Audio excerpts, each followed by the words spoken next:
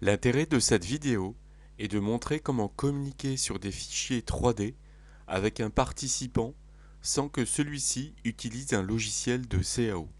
Ainsi, on évite des problèmes d'installation et de version de logiciels de CAO. Pour la démonstration, l'étudiant 1, le concepteur, utilisera un outil de CAO, alors que l'étudiant 2, le fabricant, n'utilisera pas d'outil de CAO. Le viewer, nommé CreoView, permettra des échanges par l'intermédiaire de différentes représentations 3D qui correspondront aux différentes versions des fichiers volumiques. Sans logiciel de CAO, il sera alors possible d'annoter dans le modèle 3D avec du texte et des mesures par exemple, ce qui permettra de gagner en clarté et précision par rapport à une simple capture d'écran. On accédera aussi, sans se tromper, de manière sécurisée à la dernière version d'un travail, que ce soit un plan ou un modèle 3D. Il sera aussi toujours possible d'accéder aux anciennes versions, de voir ainsi la traçabilité des modifications, des annotations et des commentaires. Pour que cela fonctionne, il faut que les deux collaborateurs aient installé CreoView à partir de Windchill. D'autre part, il faut que le fichier CAO, que ce soit un plan ou un modèle 3D d'une pièce ou d'un assemblage, soit intégré de manière personnalisée avec Creo, en version gratuite ou non, pour générer une représentation 3D. Pour installer CreoView, connectez-vous à Windchill avec votre compte, puis en haut à droite, sélectionnez Lien rapide puis Téléchargement, puis enfin Installation de CreoView.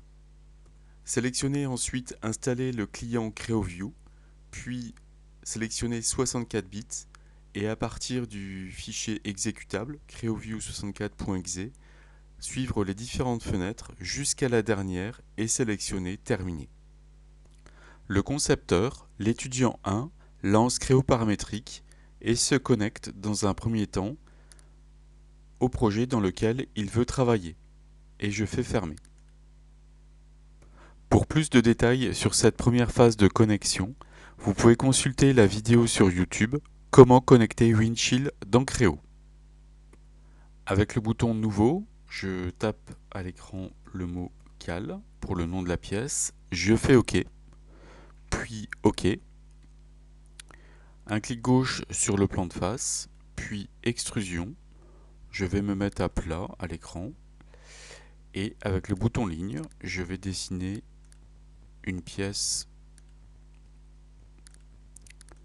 comme ceci.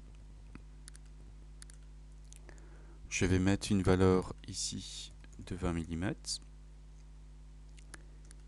Ici, je vais mettre 30 mm.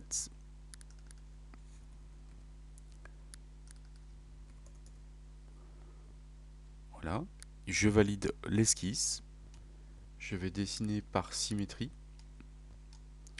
Et je vais mettre une valeur de 12 mm. Et je fais OK.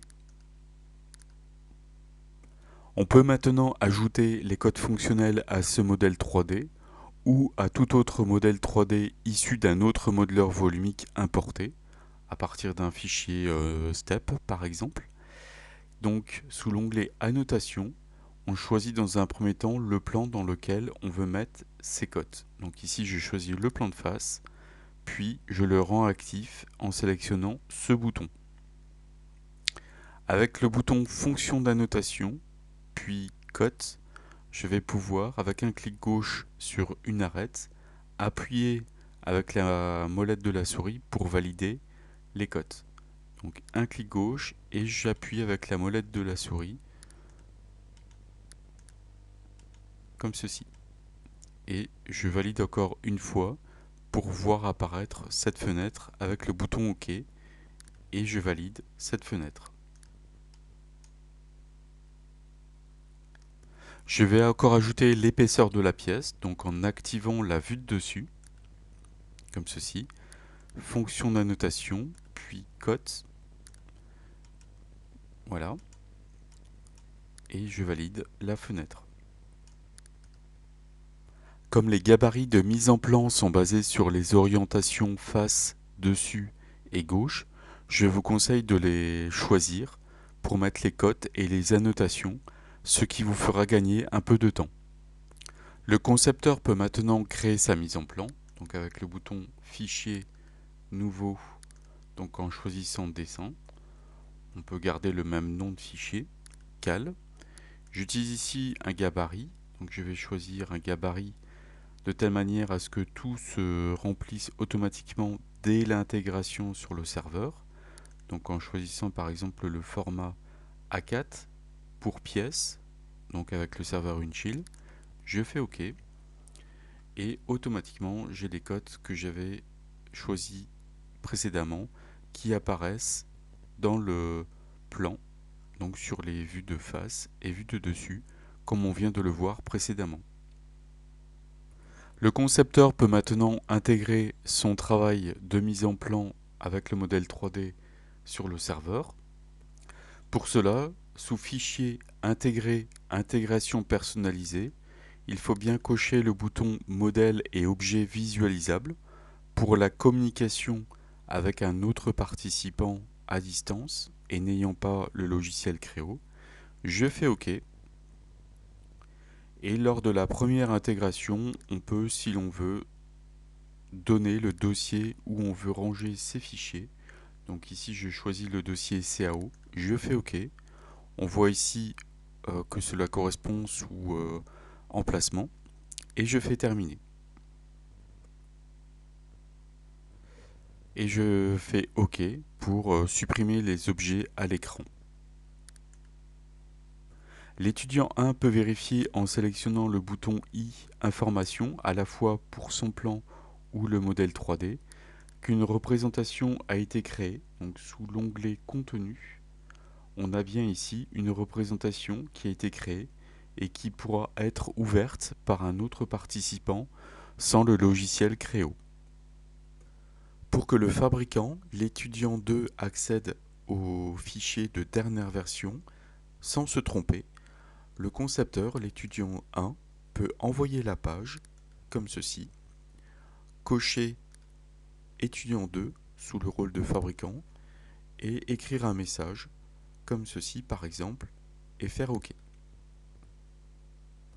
Le fabricant, l'étudiant 2, reçoit dans sa messagerie un message qui ressemble à ceci et en cliquant sur ce lien, veuillez consulter cette page, accède directement au bon projet et au bon fichier sans perdre de temps.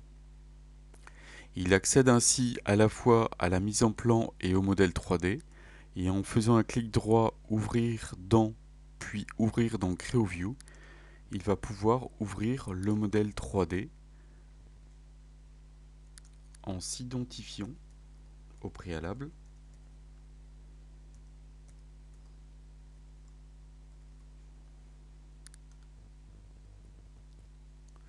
en démarrant la version light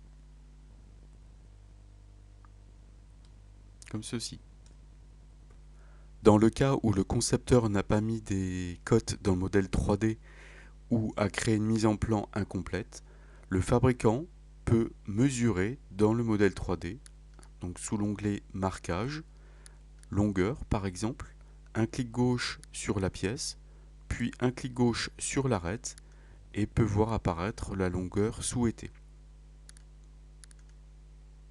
Le fabricant peut aussi ajouter des annotations dans le modèle 3D, donc sous l'onglet Marquage, en choisissant par exemple Note avec repère, un clic gauche sur cette arête, puis un clic gauche à l'écran.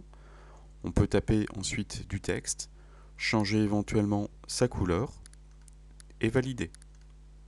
Et on peut ensuite aussi déplacer cette annotation. Enfin, le fabricant peut sauvegarder son travail et le rendre disponible pour les autres membres de l'équipe, comme le concepteur, en faisant Fichier, enregistrer le jeu d'annotation, puis enregistrer le jeu d'annotation donc actuel sur le serveur. Il peut donner un nom, comme note par exemple, et valider. Le fabricant peut vérifier que son travail a bien été sauvegardé en sélectionnant le bouton I du modèle 3D. Sous l'onglet Contenu, on voit bien que la représentation note apparaît bien. Pour communiquer sur le travail réalisé et inciter le concepteur à poursuivre le travail de modification en CAO, le fabricant peut envoyer un message en faisant lien rapide envoyer la page, sélectionner le concepteur, donc l'étudiant 1, et il peut écrire un message comme ceci par exemple, et faire OK. Le concepteur, l'étudiant 1, vérifie qu'il est connecté au bon projet dans la fenêtre Gestion des serveurs, donc avec les deux petits marqueurs bleus et avec un statut en ligne.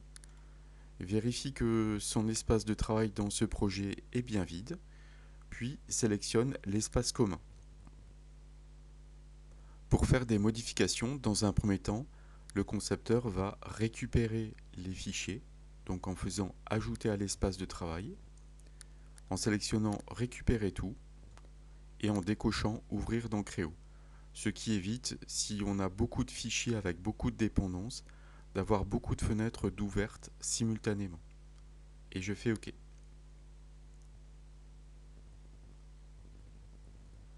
Voilà, donc maintenant dans l'espace de travail, les fichiers sont dans un état récupéré.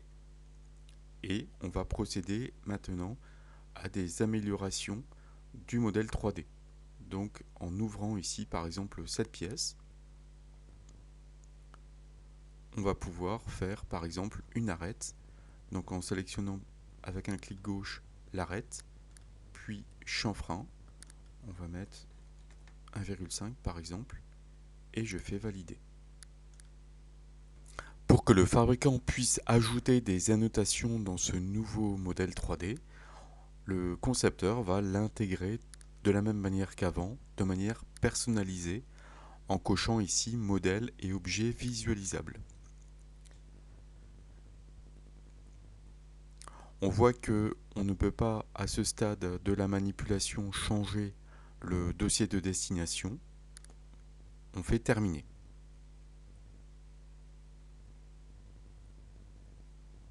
Et je fais OK pour supprimer les objets à l'écran. Le concepteur peut ensuite ouvrir sa mise en plan et de la même manière procéder à toutes les améliorations et l'intégrer de manière personnalisée. Pour n'importe quel fichier déposé sur le serveur Winchill, on peut accéder à sa fiche d'identité en sélectionnant le bouton I. Sous l'onglet Historique, on peut voir l'ensemble des différentes versions correspondant à ce fichier. Et sous l'onglet Contenu, on peut accéder à des annotations dans une représentation 3D. Si l'on veut par exemple voir des annotations en version 1, il suffirait de sélectionner le bouton I et sous Contenu, accéder ainsi à la représentation correspondant à la version 1. Pour cet exemple de démonstration, pour le modèle 3D nommé cal.prt, si je sélectionne le bouton I, je peux accéder sous Historique à l'ensemble des différentes versions et sous Contenu, je peux par exemple accéder aux annotations 3D pour la version A2 et si je veux revenir à la version A1 et voir les annotations correspondantes, je sélectionne le bouton I et sous Contenu, je peux voir les annotations dans le modèle 3D ici pour la version 1.